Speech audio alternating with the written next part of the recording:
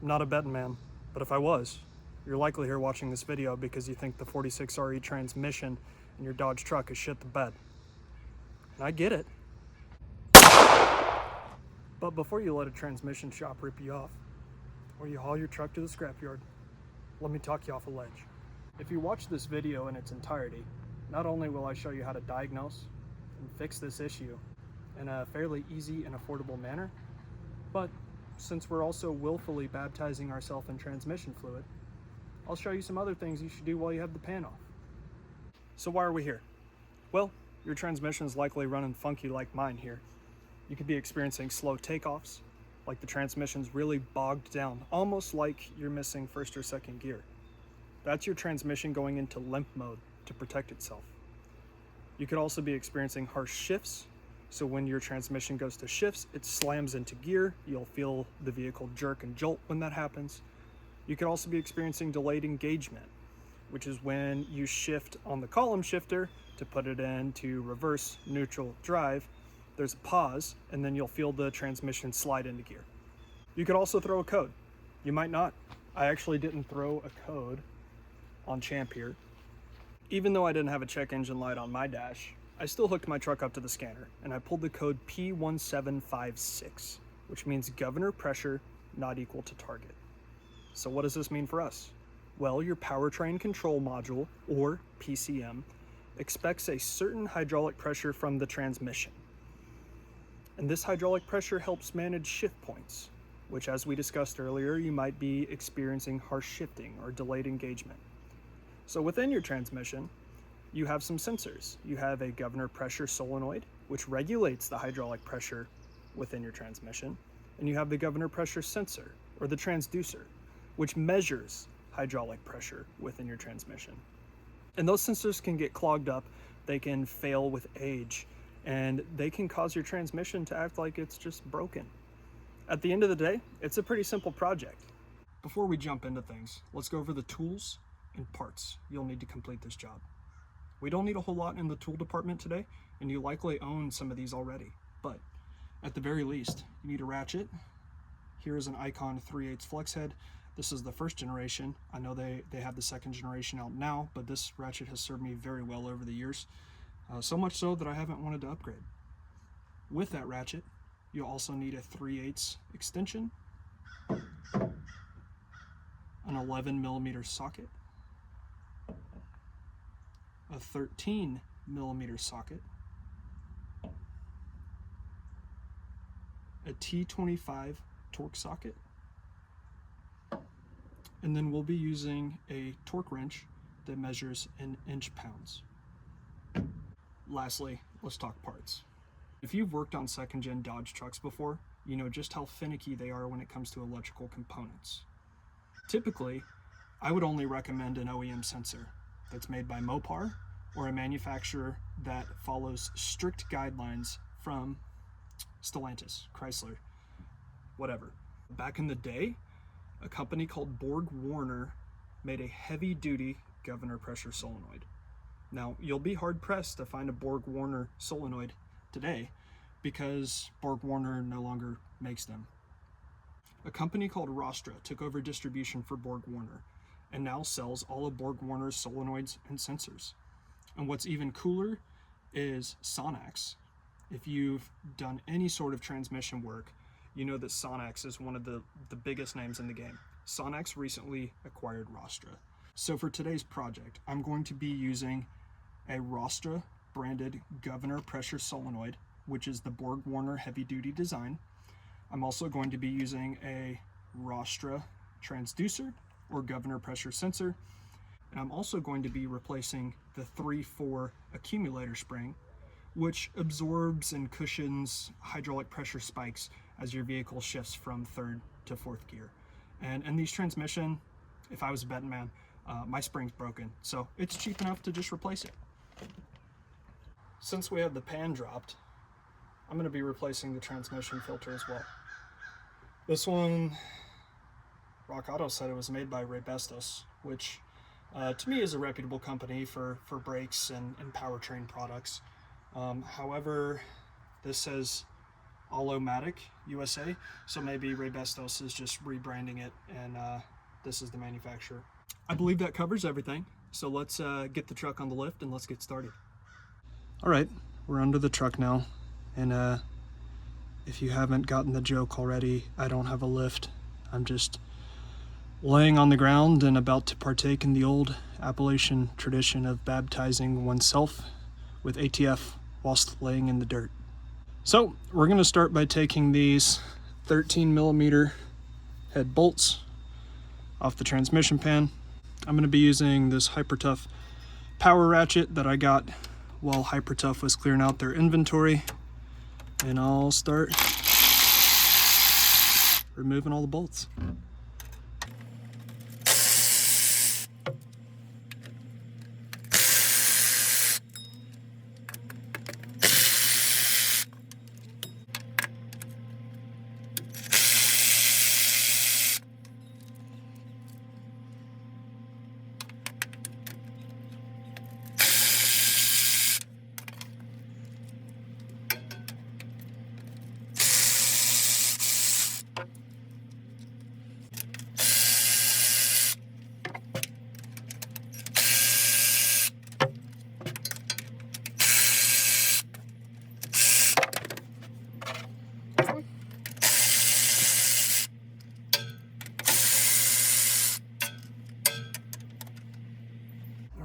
Just have the side bolts holding it up. There we go.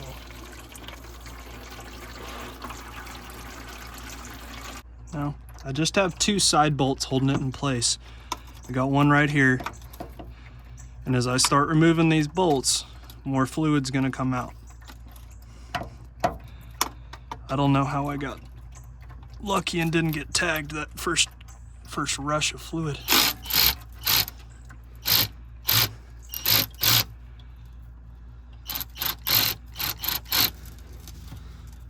This is where supporting the pan will help you out. Okay, there we go.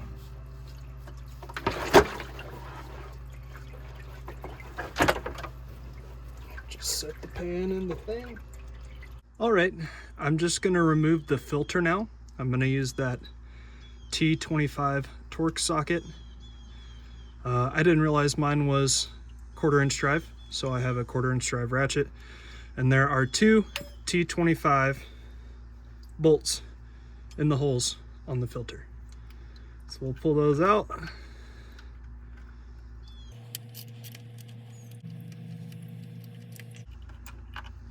There's one.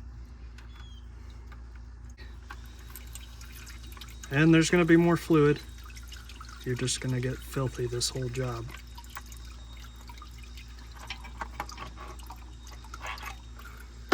Here's the old filter. You can see it has a quart gasket right there. It's not uncommon for those to become dislodged on the mounting surface for that filter.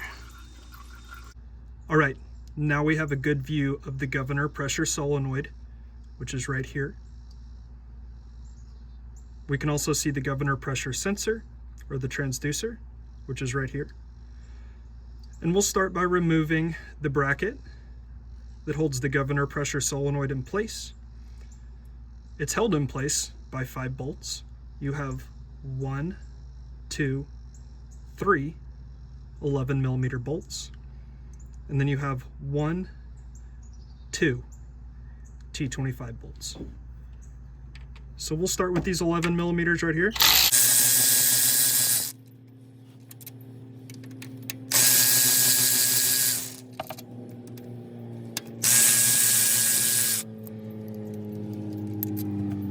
And then we get our T25s right now.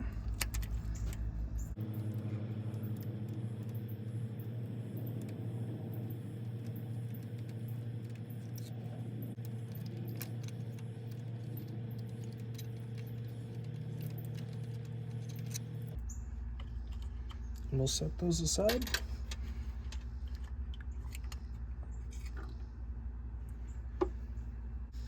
Right here you can see that electrical connector pull it with your fingernail and it comes right out like that. And then you should be able to gently wiggle the solenoid out of place. And there it is. That's the old solenoid. Now we'll jump over to the governor pressure sensor. Pull up on the tab like this. Connector comes right off. Before we can take off the transducer, we got to remove this last 11 millimeter bolt.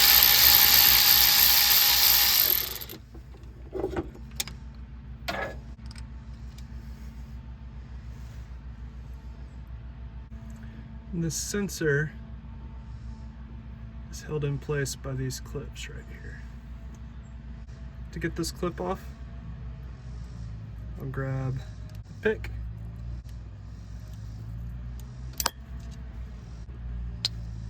And the sensor comes right out. All right, we'll take our new governor pressure sensor or transducer, and I just replaced my transmission fluid, that's why it's still red. But you really want to use new transmission fluid for this, and you just want to lubricate the O-ring on the transducer. And that'll help lubricate it as it goes back in.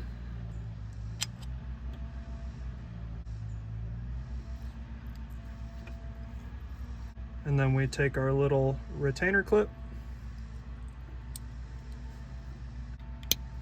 and it just pushes into the little gap like that. Now there is a gasket right here. And my gasket was in good shape, so we'll reinstall the governor pressure body using that last 11 millimeter bolt that we took off. Now we'll take our governor pressure solenoid, and again, this has O-rings. Let's grab some of this fresh fluid. With the O-rings lubricated, we're now ready to install our governor pressure solenoid.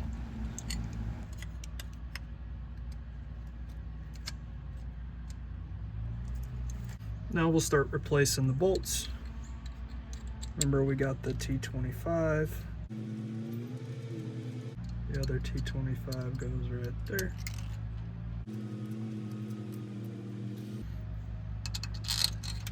.11 millimeter bolt.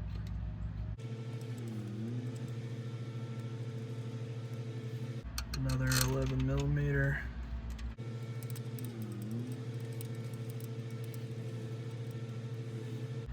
And the final 11 millimeter.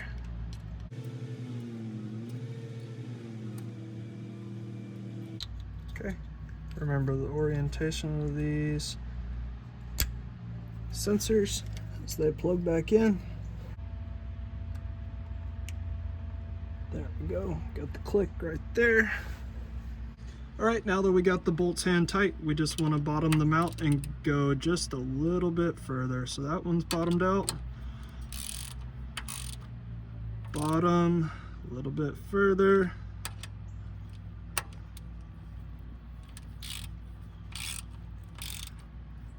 Bottomed out, a little bit further. And bottomed out. Double check those. You want to be really gentle with these guys. Okay, there's all the 11 millimeters. And then we'll get our trusty T25. And that's bottomed out. We're going a little bit further. That one's not snugged up all the way. There we go. A little bit further.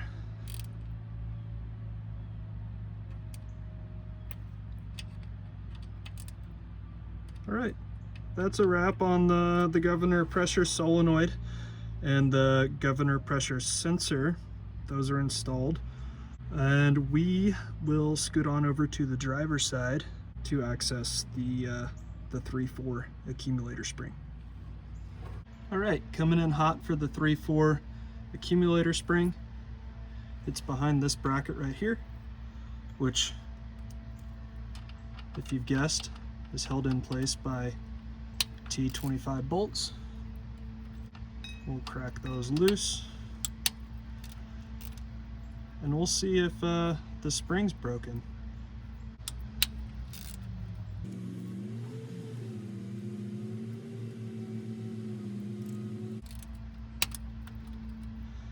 As much as this job sucks, it's really nice not paying a transmission shop $1,000. Which, I mean, all the respect in the world to those guys, but fuck, it's expensive out there these days. Okay, and there is a piston that will be behind this spring, so just be very careful that you don't yard sale all this shit when it breaks loose. And there's gonna be, guess what? More fluid. Yep. Let's see if the spring is broken. Okay, I need my hands.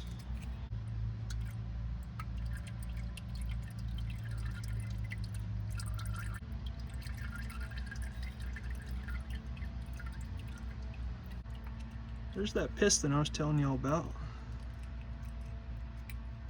Well, since I have a new oh, it is broken. Y'all just saw the top come off it. Cool. Alright, here's our Sonnax spring. And it goes in the middle of the piston like that. And goes home. Then we take our retainer plate. And it hooks in the harness just like that. And start getting the rest of the bolts in hand tight.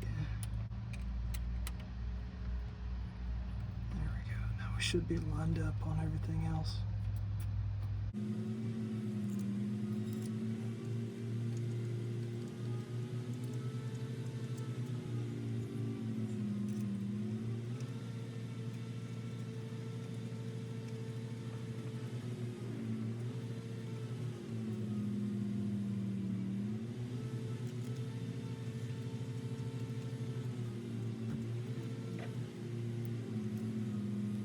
We'll make sure they're bottomed out and go a little bit further.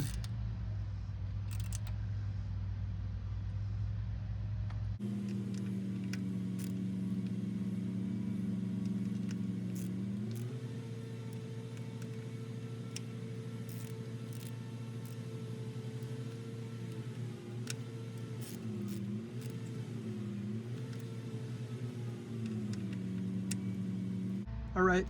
Now we're gonna get this transmission filter installed.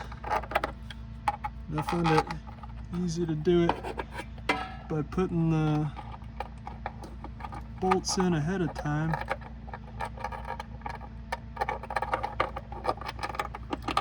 And then it slides into place all easy and nice.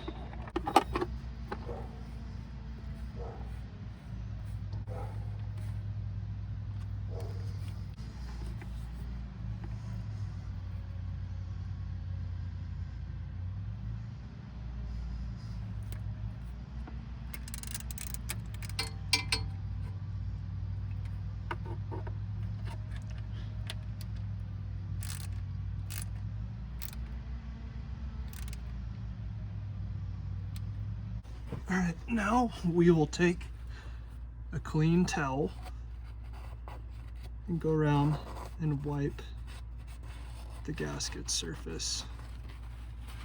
Like I mentioned earlier, I did have a fluid change earlier. Unfortunately, my truck wasn't showing any signs of transmission issues at the time.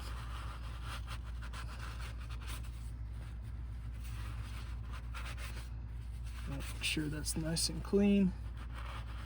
There ain't no dirt and nasty shit on it. This is a good time for y'all to do a band adjustment as well, but I did have the bands done when I had the pan off last time. All right, we're getting ready to put the pan back on, and I will note that sometimes the areas around where the bolts go become warped. And if you feel them, you could set your pan down on a flat surface and see if they're warped or not.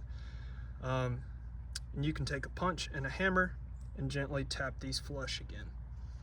And if you bought any of these components from a parts store, most likely they came with a cork or a flimsy rubber gasket, and those are bullshit. You put one of those on your pan, it's gonna leak all day. This is like a hard metal gasket with rubber molded around it.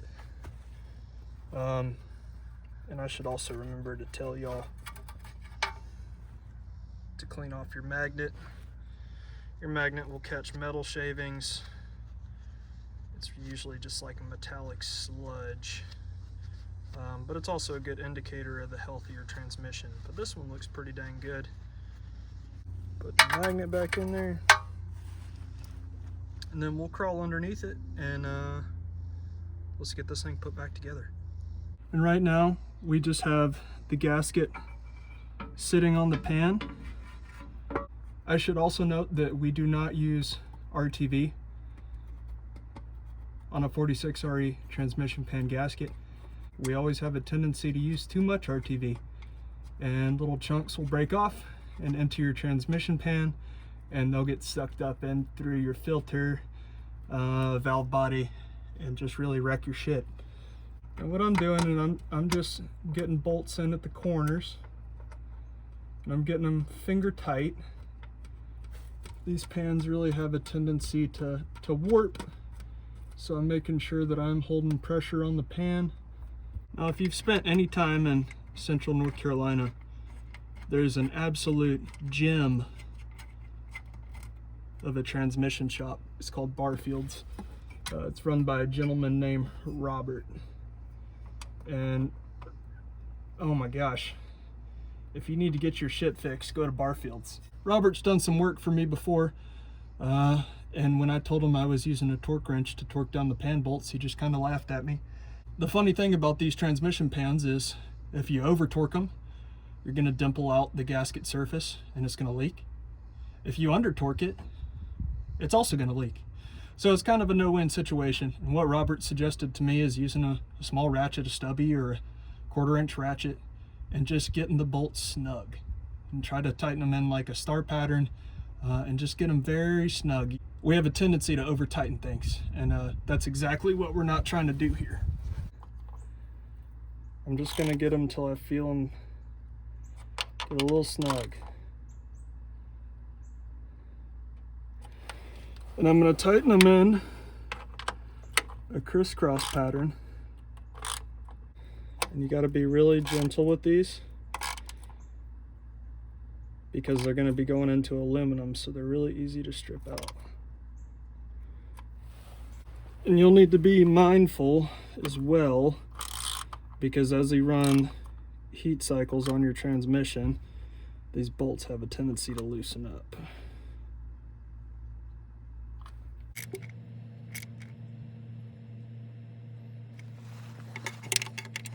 Now you might be wondering, how do I know how much transmission fluid to put back into my vehicle after I drop the pan? Well, I have this handy, this is actually a jug for putting oil in during oil changes, but it has measurements up to 6 quarts. So we'll take our drain pan,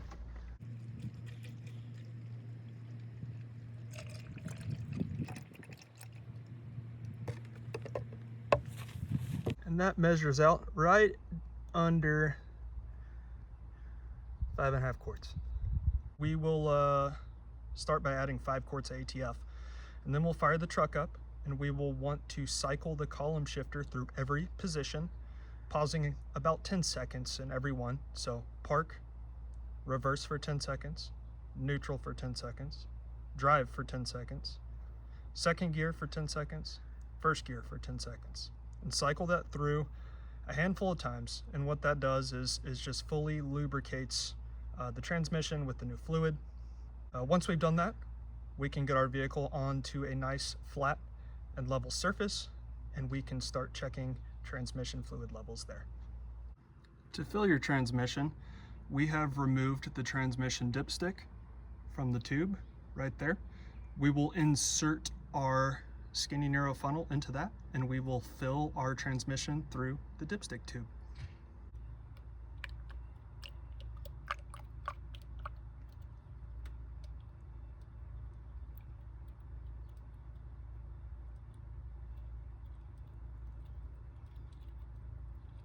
All right, we're just going to use our column shifter to cycle through the gears here. And once in position, just wait 5-10 seconds or so before advancing to the next gear.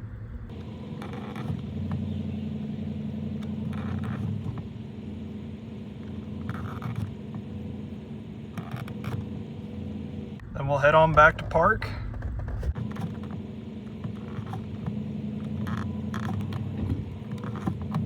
And do that a handful of times. And then we will put it in neutral, put the parking brake on, pop the hood, check the fluid level. Now that we've got the truck on a level surface, we have the transmission in neutral with the parking brake on. We're gonna check the transmission fluid level. Start by pulling the dipstick here. Here's what the end of the dipstick looks like. You can see this hole represents the minimum. This cross-thatched area says okay. That's where we want our fluid. And then above the cross thatch, you can see it says max right there, and that's where we want our fluid to be.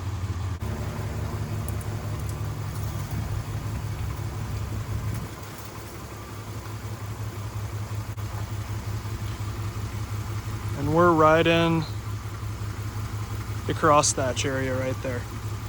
So we're looking good. You can see the fluid ends about right there.